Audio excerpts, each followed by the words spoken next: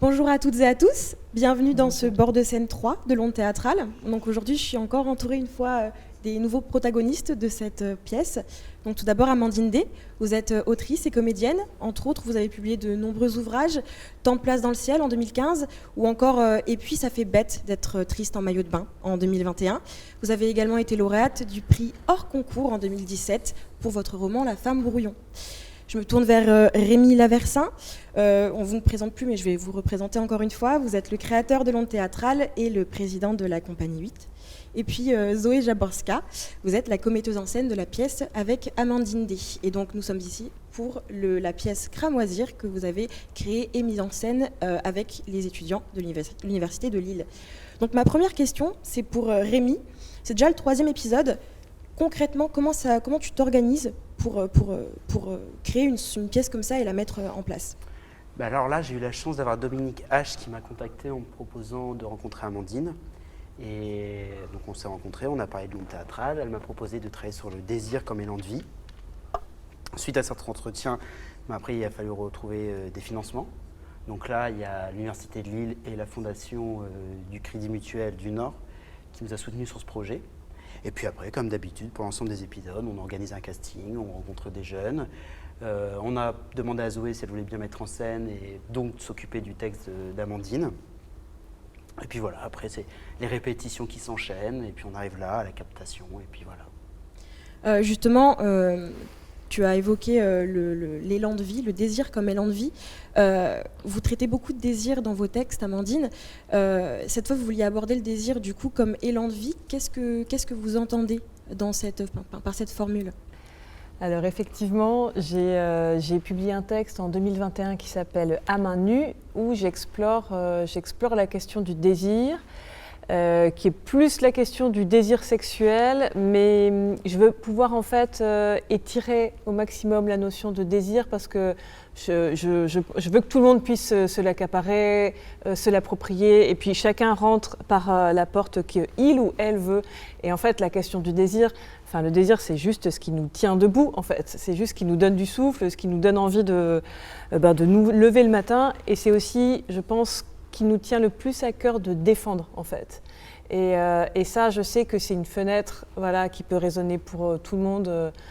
Et ensuite, comme ça, on peut parler de désir sexuel pour qui veut, mais moi, je ne suis pas là non plus pour extirper des choses chez les personnes, en fait. Je voulais que chacune puisse se sentir libre de s'exprimer sur un désir, et puis que chacun puisse, avec sa personnalité, son intimité, prendre sa place, en fait. Mais je veux dire, il ne peut pas ne pas y avoir de désir chez quelqu'un, ou alors ça s'appelle la dépression, en fait. Mais je sais que c'est comme ça un axe que je peux prendre, un fil que je peux tirer comme ça chez n'importe qui, en fait. Et ça, c'est assez chouette pour moi. Qu'est-ce qui vous a plu dans le projet de l'Onde théâtrale ? C'est quand même un cadeau, en fait, parce que j'ai pu travailler sur une thématique qui me tient à cœur et autour de laquelle, j'aurais jamais fait le tour, en fait, de cette question du désir, parce que je me dis, là, je travaille avec une certaine matière, avec qui je suis là maintenant, et puis je sais que si j'y retravaille dans 10-15 ans, ce sera encore autre chose, donc là, j'étais déjà encore un peu ailleurs par rapport à ce que moi, j'ai pu écrire.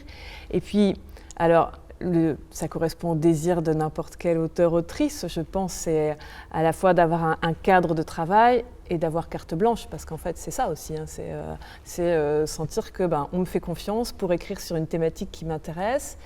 Et avec aussi ce truc vraiment très chouette que j'étais avec toutes ces jeunes personnes qu'on a vues sur scène et qui m'ont donné aussi d'eux et d'elles, en fait, pour m'inspirer. On a beaucoup, la première séance, c'est vraiment ça, en fait.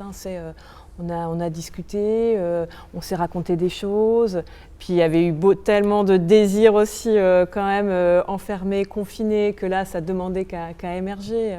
Et ça aussi c'est chouette d'être à cet endroit-là, en fait, quoi. Juste accueillir, et puis ensuite, moi j'avais ensuite carte blanche pour tricoter comme je voulais autour de ces désirs-là.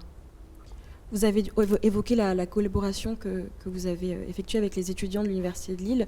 Comment elle s'est déroulée, comment elle s'est passée cette expérience-là, justement ?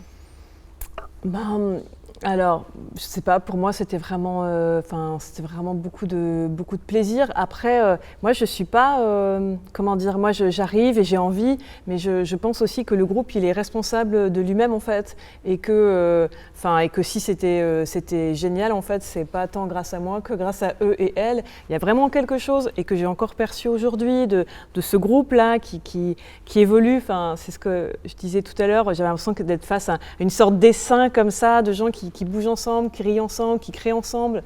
C'est chouette. Et ça, je veux dire, c'est elles et eux qui l'ont construit. Après, très concrètement, l'idée, c'était que je les ai enregistrés au début, je leur ai posé des questions.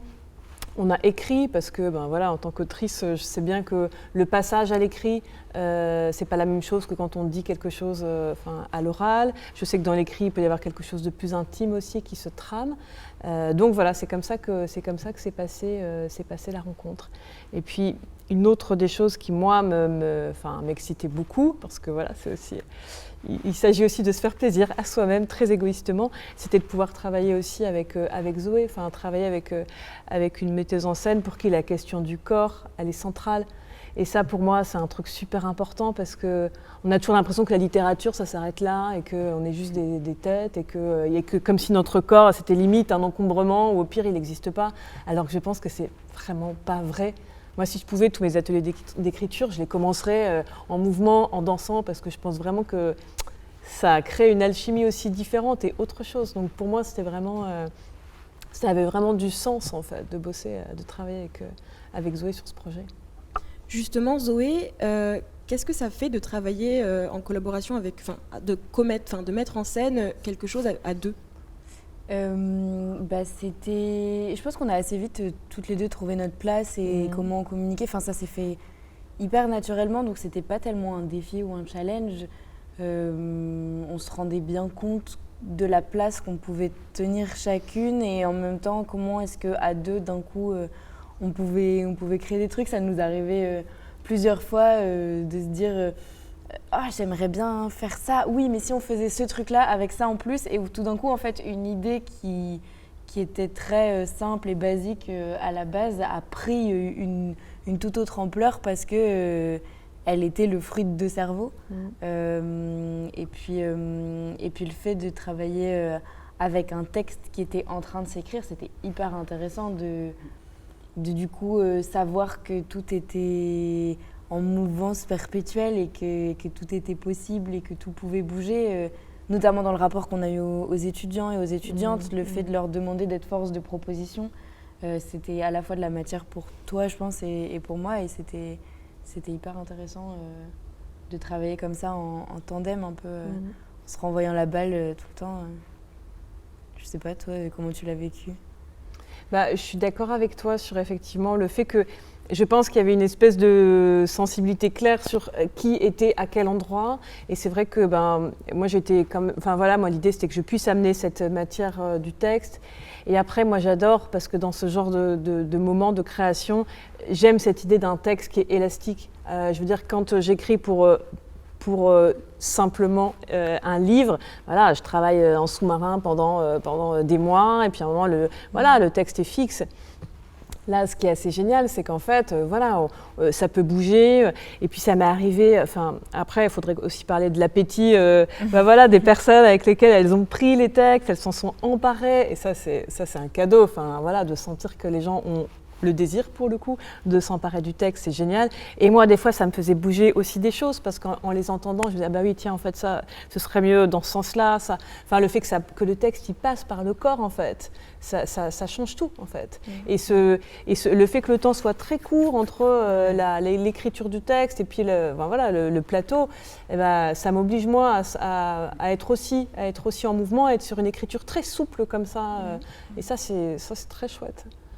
Vous évoquez beaucoup le mouvement, le corps. C'est quelque chose qui est dans votre travail. Vous expliquez ça comment, pardon? Moi, en fait, j'ai une double formation. Pendant très longtemps, j'ai fait des doubles cursus, en fait, où à la fois, je me formais en tant que comédienne et en tant que danseuse, chorégraphe, etc. Tout ce qui va un peu autour. Du coup, le rapport au corps, forcément, il est hyper inscrit dans tout ce que je fais parce que je pense qu'il y a vraiment eu, dans la manière dont je travaillais, un vrai changement quand j'ai réalisé que le théâtre et la danse, c'était pas si différent que ça et que je pouvais tout à fait faire du théâtre à la danse et de la danse au théâtre. Et je pense que c'est ce que j'ai essayé d'apporter dans cet épisode-là, en fait, de se dire ok, comment est-ce qu'un état de corps, c'est pas juste danser et se dire ok, là il va y avoir un petit moment de danse et puis après il va y avoir un texte, mais comment est-ce que le texte et la manière dont on porte le texte va être modifié par l'état corporel dans lequel on se met et vice-versa. Donc je pense que ça s'explique comme ça, je sais pas. Et pour vous, du coup, la danse, c'est une forme de désir ? Oui, je pense, surtout après ce qu'on a vécu en 2019, 2020, 2021, 2022, c'est que tous les cours de danse se sont arrêtés, tous les endroits où on pouvait danser, en boîte, en bar, tout ça s'est fermé. Et puis la danse, c'est quand même un énorme endroit de contact physique et de langage avec le corps. Et c'était quelque chose que la plupart des gens ont perdu au quotidien, de manière plus ou moins prononcée en fonction des endroits. Mais je pense qu'il y avait vraiment un désir de se reconnecter à son corps et au corps des autres. Et que du coup, cet élan de vie, l'élan c'est physique, tu vois, tu le vois dans ta tête quand tu penses au mot élan. Et du coup, je pense qu'il y avait vraiment un gros désir de danser après cette période, de bouger, de se mettre en mouvement et de faire que tout d'un coup, tous les corps se connectent par la danse. Alors, j'ai une question pour vous deux. Quel a été le plus gros défi pour vous deux durant ce projet ? Le temps, je dirais. Ouais, c'est ça, le fait qu'on soit sur un temps de création. C'est ça, c'est un défi. En même temps, il y a quelque chose d'assez excitant parce qu'effectivement, on est sur des choses vraiment en mouvement.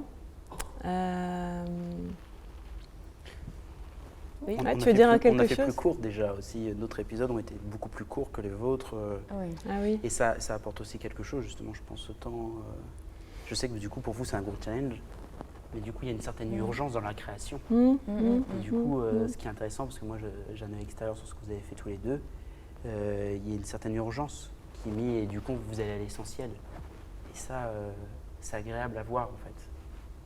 Et à lire. Ouais, vraiment, c'était un travail de création, mais je sais pas, pour moi, il y a vraiment eu quelque chose quand même de très... je sais pas, il y a eu vraiment quelque chose d'assez fluide. Et du coup, je dirais pas, oh là là, il y a eu vraiment un gros défi, quelque chose qui était... Honnêtement, moi je trouve que les choses, elles se sont faites. Et je me souviens très bien quand on s'est écrit la première fois avec Zoé, je pense que j'étais encore vraiment pas très au clair avec... j'avais pas encore rencontré les personnes, les étudiantes. Et du coup, tout ce que j'étais capable de dire, c'est, écoute, moi j'aimerais partir vers quelque chose d'assez léger, quoi. J'avais, moi, un désir très égoïste de légèreté, en fait. Par rapport à la thématique, sur la forme, etc. J'étais sûre de vouloir ça, en fait. D'avoir envie de m'offrir ça et de nous offrir ça quelque part, tu vois. Et je sais pas, je crois qu'on a réussi, en fait. À vraiment, ça peut paraître un peu cliché de le dire, mais il y a le résultat final qui est chouette. Mais en vrai, et moi, au plus j'avance et au plus pour moi c'est hyper important, c'est tout le chemin, tout le temps de création, tout ce qu'on voit pas et qui est là en fait. Et pour moi, au plus ça va et au plus pour moi ça compte davantage encore de tout ce que, le plaisir qu'on a là à être ensemble, les échanges. Je t'entendais dire tout à l'heure, Rémi, moi j'adore les moments quand on mange ensemble parce que tu vois, tout ça, c'est hyper précieux en fait. Je pense que l'onde théâtrale, c'est surtout une aventure humaine avant tout. C'est des jeunes. Bon, il y a quand même, je tiens à le préciser parce qu'on ne l'a pas dit, il y a 3 comédiens de la compagnie, dont de l'onde théâtrale, qui sont Alexandre Lagache, Lou Miraco et Rémi Popeschi, qui sont là avec les étudiants de l'Université de Lille. Et c'est vrai que c'est toujours un plaisir de se retrouver. Et puis il y a des amitiés qui se créent. Il y a des coups qui vont voir en bar ensemble. Après, il y a des soirées, enfin, voilà, il y a des choses qui se créent au-delà de la création, au-delà de l'objet artistique, pardon. Et c'est ça, c'est ces plus beaux moments. D'ailleurs, c'est nos moments à nous qu'on veut pas. Enfin, moi, je sais que j'ai pas envie d'en faire un film de ça ou de faire des stories Instagram, des moments. On sent que ça t'a effleuré l'esprit quand même. Ça m'a effleuré, je reconnais, mais c'est nos moments égoïstes et pour tous les épisodes, pour le 1, le 2, le 3 et le 4, le 5. C'est toujours. C'est beau de voir ça, quoi, de voir là le repas ce soir. Les coulisses avant de jouer, enfin, c'est toujours. Et je pense que c'est aussi propre au théâtre, peut-être. Ouais. Et ça nourrit. En vrai, je pense que ça nourrit la création. Ah, complètement. En fait, c'est évidemment c'est à côté, mais enfin c'est évident en fait. C'est tout ça, tous ces liens qui se créent. Enfin, voilà, je pense que ça se voit en fait sur le plateau, sur scène. Enfin, cette énergie-là. Puis comme c'est un objet hybride, pour la plupart, c'est la première fois. On participe, c'est une pièce de théâtre, mais en même temps c'est un film et en même temps c'est un livre. Donc si tu veux, il y a aussi ça. Voilà, on crée un truc, c'est un peu tout. Donc il y a ce challenge, ce stress, cette envie Enfin, c'est une chance pour tout le monde en fait, ce moment-là en fait. Justement, tu parles du livre. Comme d'habitude, il va y avoir du coup un livre qui va être publié, qui reprend les écrits de cette création. Tu peux nous en dire plus? Comment ça se passe? Alors, ça se passe bien. Il sort en septembre. Bah écoute, on est en plein. On va commencer le maquettage. Il y aura un journal de bord. Voilà, ça, je trouve que voilà. Le moment où on parlait de la création de cette aventure humaine, on le retrouve là, dans le journal de bord. Il va avoir des illustrations de Lison. Lison de Rieder. Bien sûr, excusez-moi, les Lison de Rieder. Et puis voilà. Écoute, après, ce sera une surprise. Et il s'appelle Cramoisir. Non, j'ai envie de dire le titre. Oui, tu as raison. Cramoisir. Et dans ce Cramoisir, vous avez évoqué les illustrations de Lison de Rieder. Mon petit doigt m'a dit que c'est une suggestion d'Amandine. Pourquoi ce choix? Pourquoi cette suggestion? C'est une artiste avec qui j'ai travaillé sur un autre projet qui s'appelle Les gens d'ici. Et en fait, on avait discuté. Ça aussi, c'est les à côté qui sont assez chouettes. Voilà, quel trait on veut. Parce que c'est toujours une espèce de chemin à trouver entre moi, ce dont je pourrais avoir envie, la charte graphique de la maison d'édition. Enfin, voilà, il faut se trouver en fait. Et c'est vrai qu'il y avait une envie de mouvement, de trait. Enfin, on en a beaucoup parlé.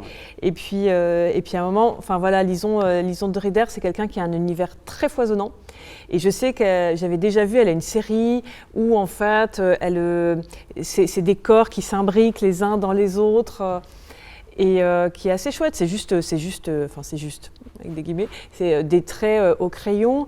Et puis c'est aussi assez ludique, assez drôle. Enfin, je trouvais que ça correspondait bien aussi à l'esprit des textes en fait. Et donc voilà, donc on lui a demandé et puis elle était super contente de pouvoir participer.